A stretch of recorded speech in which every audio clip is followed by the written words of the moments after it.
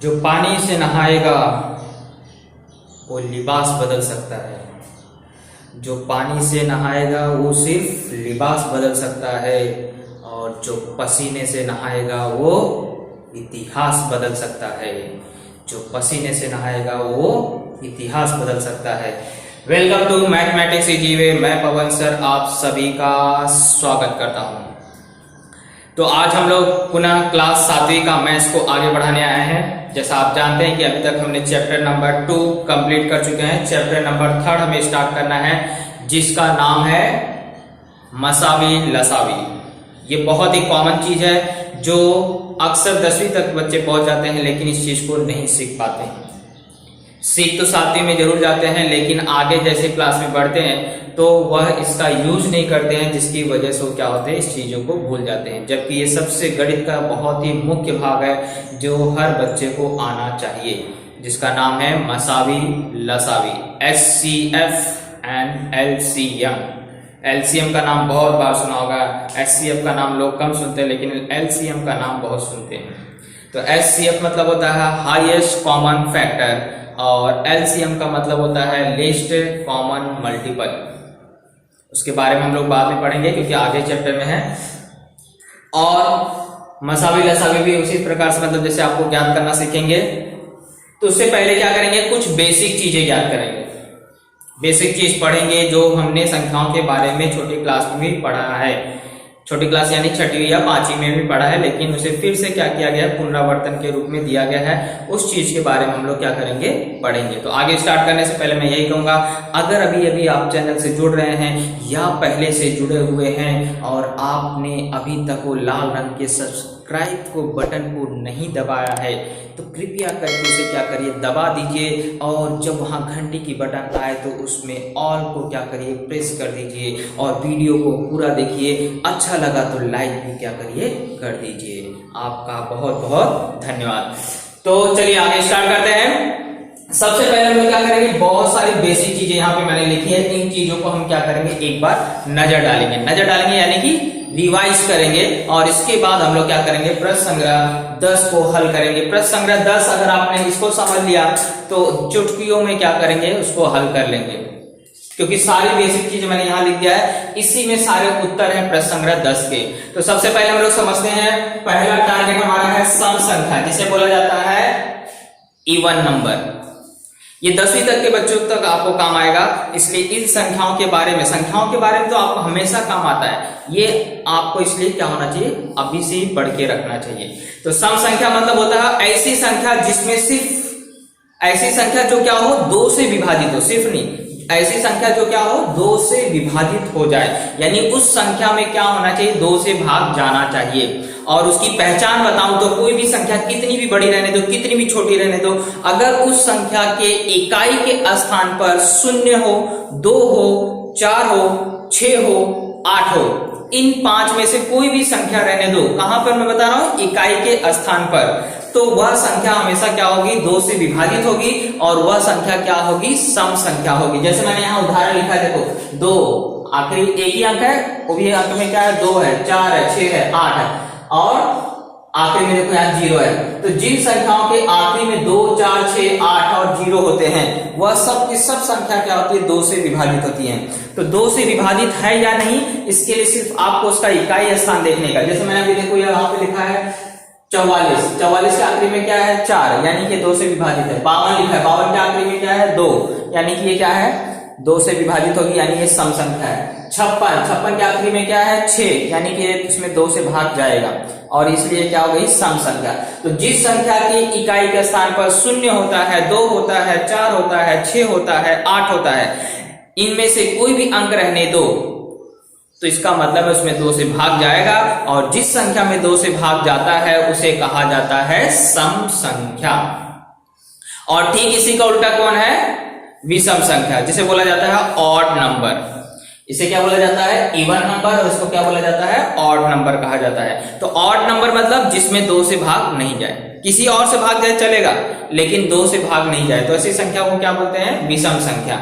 तो जो सम संख्या उसको छोड़ दिया जाए तो बाकी जो संख्या बचती है वो क्या होती है, सब विषम संख्या होती है। जैसे यहाँ मैंने 2 से स्टार्ट किया था, विषम कहां से स्टार्ट होगा, 1। अब हमेशा 2 का अंतर ही होता है हाँ विषम संख्या में।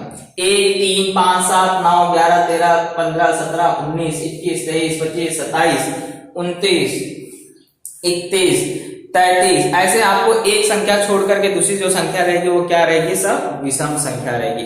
विषम संख्या की परिभाषा क्या, जिसमें 2 से भाग नहीं जाए, या वह संख्या जो 2 से विभाजित ना हो, या पहचान 2, 4, 6, 8 और 0 को छोड़ दिया जाए, इकाई स्थान पर कोई भी नंबर रहने दो, 2, 4, 6, 8 और 0, इन 5 अंकों को छोड़ करके इकाई स्थान पे कोई भी नंबर आने दो, वह सब की सब नंबर क्या होंगी, विषम संख्या होगी।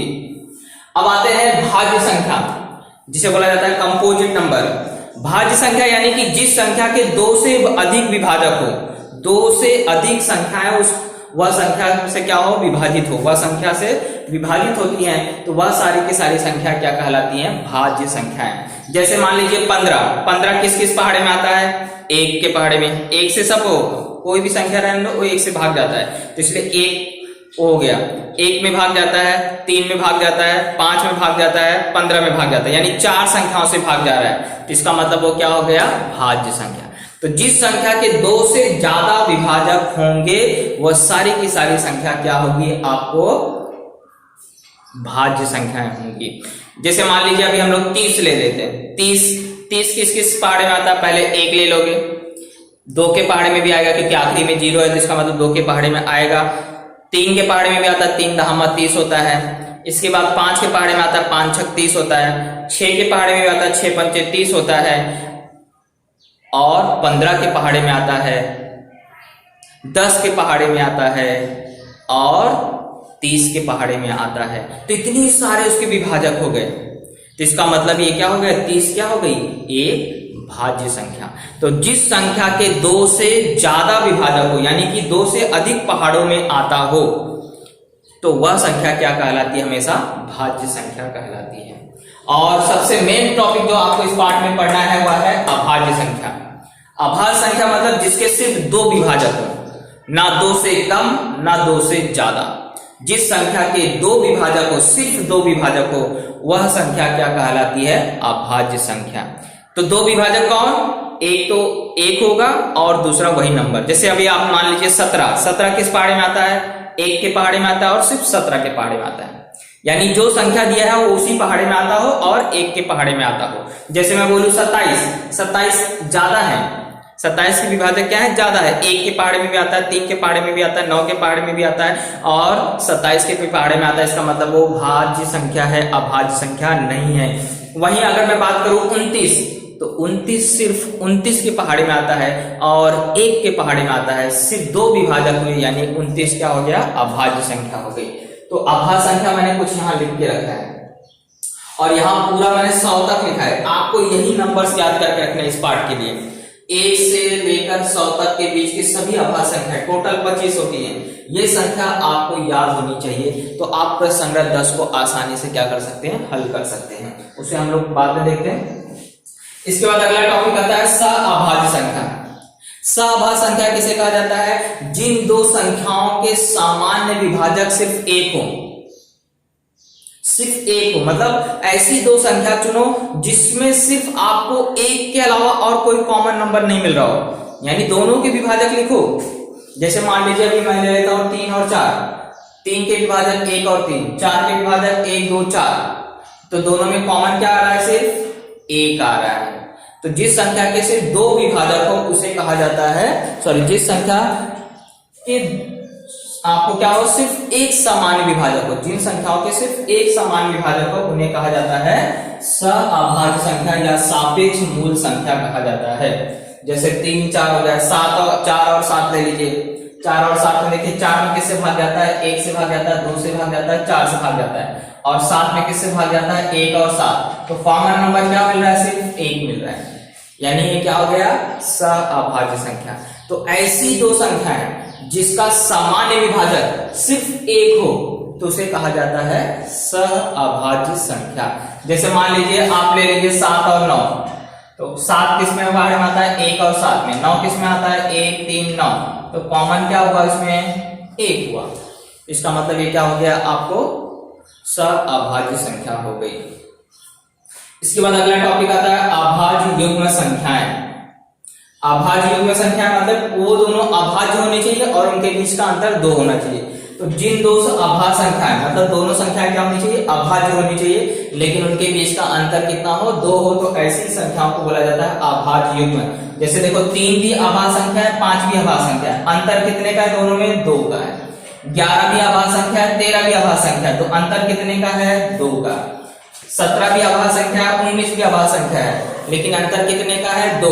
तो ऐसे ही 2 अभाज्य संख्या चुनने का जिसके बीच का अंतर क्या हो 2 हो। जैसे अगर ये तालिका में देखो 3 5 11 13 17 19 सिर्फ 2 का अंतर आ रहा है ना। और इसके बाद देखो 29 31 41 43 और इसके बाद 71 73। तो ये हुई आपको ऐसी अभाज्य युग्म संख्याएं जिसके बीच का अंतर कितना है 2 है। ओके, ये अभाज्य युग्म संख्या हो गया। इसके बाद आपको देखो संख्या 1 जो होती है वह सिर्फ विषम संख्या होती है, ना तो वह भाज्य संख्या होती है ना ही वह अभाज्य संख्या होती है। अगर 1 की बात किया जाए तो ना तो वह भाज्य होती है और ना ही अभाज्य। अगर आपको पूछा जाए ऐसी संख्या बताओ ना तो जो भाज्य हो और ना ही वह अभाज्य हो, तो वह कौन है 1। और संख्या 2 जो है वह एकमात्र ऐसी अभाज्य संख्या है जो सम संख्या भी है। मतलब 2 तो अभाज्य संख्या भी है, लेकिन कैसी अभाज्य संख्या है सम है। सम यानी कि उसमें 2 का भाग भी जाता है, तो इसलिए संख्या 2 को बोला जाता है सम अभाज्य संख्या। तो अगर आपको पूछा जाए ऐसी संख्या बताओ जो सम अभाज्य संख्या हो, तो वह सिर्फ कौन है 2 है, क्योंकि 2 में 2 से भाग जाता है इसलिए वो सम हो गया, और अभाज्य इसलिए क्योंकि उसके 2 ही विभाजक हैं तो इसलिए वह अभाज्य भी हो गया, तो इसलिए उसे कहा जाता है सम अभाज्य संख्या। और 1 से 100 के बीच की अभाज्य संख्या मैंने यहाँ 25 आपको लिख के रखा है। यही आपको इस टॉपिक के लिए क्या करना है याद करके रखना है। अगर आपको ढूंढने आता है तो बहुत अच्छी बात, नहीं तो ये आप 25 नंबर क्या करिए याद करके रखिए, तो आपको कई प्रश्नों के उत्तर आप क्या कर सकते हैं लिख सकते हैं। तो ये हुआ हमारा बेसिक नॉलेज, इसे क्या करेंगे आप लिख लेंगे। इसके बाद हम लोग प्रश्न संख्या 10 को शुरू करते हैं। चलिए क्वेश्चन नंबर फर्स्ट, प्रश्न संख्या 10 स्टार्ट करते हैं। पहला प्रश्न बोला है वह संख्या बताओ जो न विभाज्य है और न अभाज्य है।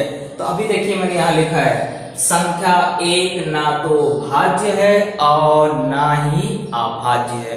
वही प्रश्न उसने पूछा है, तो हमारा आंसर मिल चुका है। कौन सी संख्या है जो ना भाज्य है और ना ही अभाज्य? संख्या 1। तो हमारा आंसर क्या हो जाएगा क्वेश्चन नंबर फर्स्ट का आंसर संख्या 1 ना तो विभाज्य है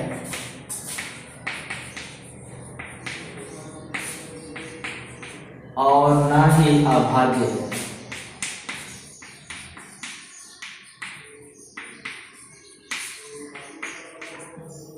तो पहले का आंसर हो गया। क्वेश्चन नंबर 2, क्वेश्चन नंबर 2 में बोला है कि जो जोड़ियां दी गई हैं उसमें से सअभाज्य संख्या पहचानो। तो 4 क्वेश्चन दिए हैं और चारों क्वेश्चन में पता करना है कि कौन सी जोड़ी सअभाज्य संख्या है। तो एकदम सिंपल से 2 सवाल में करा दो, आप इसके बाद कर लीजिए। जैसे पहली जोड़ी दिया गया है 8 और 14 की, तो हमें करना क्या रहता है सअभाज्य संख्या पहचानने के लिए जोड़ी है कि नहीं तो उसके विभाजक लिखने का। तो संख्या 8 के विभाजक, विभाजक मतलब समझते हो जिसमें जिस संख्या से 8 क्या हो विभाजित हो जाए। तो कौन कौन सी संख्या 8 कौन सी संख्या के पहाड़े में 8 आता है? तो 1 के पहाड़े में, सबका 1 तो लिखने का ही। इसके बाद 8 और किस पहाड़े में आता है? 2 के पहाड़े में। और किस पहाड़े में आता है? 4 के पहाड़े में। और किस पहाड़े में आता है? 8 के पहाड़े में। तो ये संख्या 8 के क्या हो गए विभाजक, यानी कि इन नंबरों से क्या होता है 8 विभाजित होता है। अब ऐसे संख्या 14 के भी लिख लीजिए।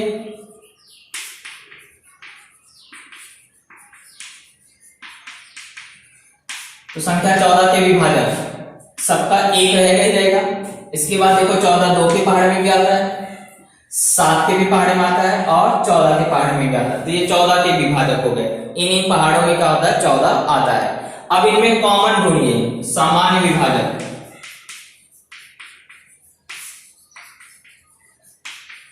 सामान्य विभाजक इसमें कौन कौन से, देखो 1 है, 2 है, तो 1 और 2 है। और सअभाज्य के लिए क्या बोला, जिसका सामान्य विभाजक सिर्फ 1 हो, लेकिन यहाँ 1 के अलावा 2 भी आ रहा है। इसका मतलब है कि यह जोड़ी जो है वह सअभाज्य संख्या की जोड़ी नहीं है। इसलिए यहां आप आंसर लिख देंगे सामान्य विभाजक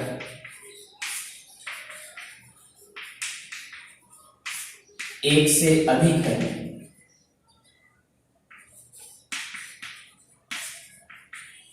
इसलिए यह जोड़ी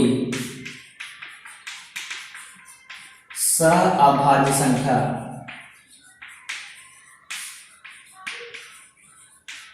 की जोड़ी नहीं है।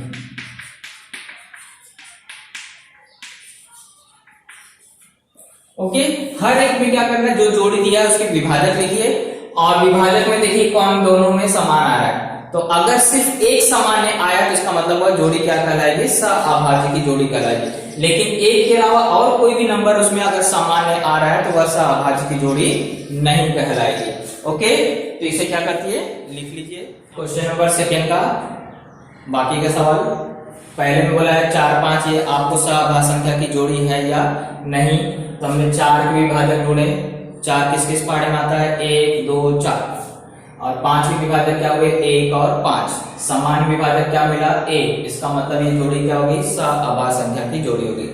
17 और 19, 17 के विभाजक 1, 17, 19 के विभाजक 1 और 19 के पहाड़े में आता है। समान विभाजक क्या मिला, सिर्फ 1। दोनों में जो आ रहा है कौन सा संख्या सिर्फ आ रहा है, 1 आ रहा है। और जब जिस समान विभाजक 1 होगा तो वह जोड़ी क्या होगी, सअभाज्य संख्या की जोड़ी होगी। इसलिए ये भी क्या होगी, सअभाज्य संख्या। इसके बाद 27, 15, 27 के विभाजक 27 किस किस पहाड़े में आता है, 1, 3, 9 और 27 में, ये सब में क्या होता है, 27 आता है।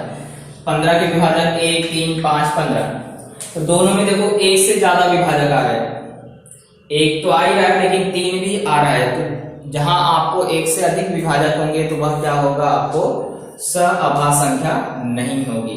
ओके, तो इस तरह से आप बता सकते हैं ये सअभाज्य संख्या है या नहीं। 2 लगातार संख्या रहेगी तो वो भी सअभाज्य संख्या होती है, और 2 अगर अभाज्य संख्या होगी तो वो भी क्या होती है, वह सअभाज्य संख्या होती है। ओके, इसे क्या करेंगे, चलिए क्वेश्चन नंबर 3, 4, 5 एंड 6, 4 सवाल हैं, फटाफट हम लोग इसको क्या करेंगे, कंप्लीट करते हैं। तो पहले बोला है 25 से 100 के बीच के अभाज्य संख्या है। मैंने सारी अभाज्य संख्या 1 से लेकर 100 तक की अभाज्य संख्या यहाँ पे लिखा है। हमें कहां से ढूंढना है, 25 के बाद की। 25 के बाद की यानी कि यहाँ से देखिए, यहाँ से जितने भी नंबर हैं 25 से लेकर 100 तक के बीच की, ये सारे नंबर हमें क्या करने हैं, लिख लेने हैं। तो कौन कौन से नंबर है, 29 है, 31 है, 37 है, 41 है, 43 है, 47 है, 53 है, 59 है, 61 है, 67 है, 71 है, 73 है, 79 है, 83 है, 89 है और 97 है। तो इस तरह से आपको कुल संख्या कितनी हुई वो भी काउंट करना है। 1, 2, 3, 4, 5, 6, 7, 8, 9, 10, 11, 12, 13, 14, 15, 16, 16 संख्या है। यस, 16 संख्या टोटल आती हैं। तो कुल कितनी हो गई, कुल 16 संख्या है।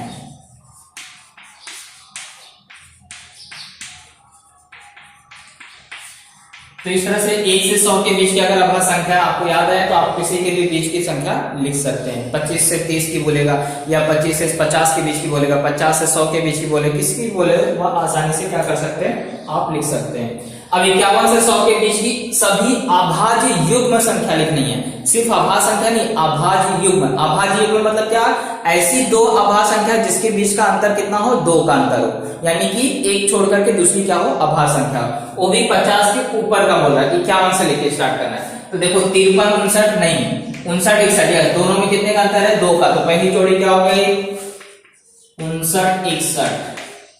चलिए दूसरी जोड़ी ढूंढिए, 71, 73, देखिए।